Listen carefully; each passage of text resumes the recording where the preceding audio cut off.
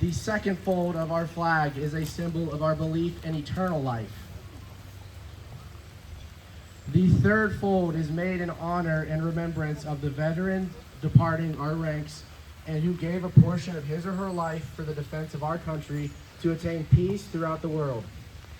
The fourth fold represents our weaker nature. As American citizens trusting in God, it is Him we turn to in times of peace, as well as in times of war, for His divine guidance.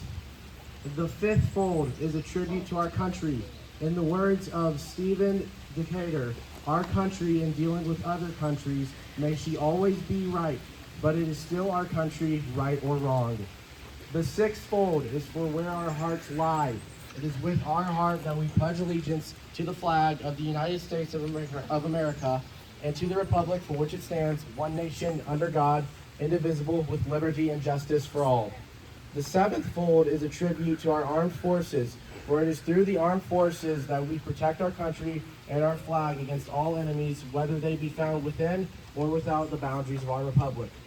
The eighth fold is a tribute to the one who entered into the valley of the shadow of death, that we might see the light of day, and to honor our mother, for whom it flies on Mother's Day. The ninth fold is a tribute to womanhood. It has been through their faith, love, loyalty, and devotion that has molded the character of the men and women who have made this country great.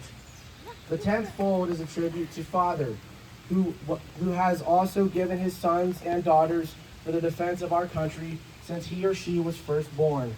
The 11th fold represents the lower portion of the seal of King David and King Solomon and glorifies the God of Abraham, Isaac, and Jacob.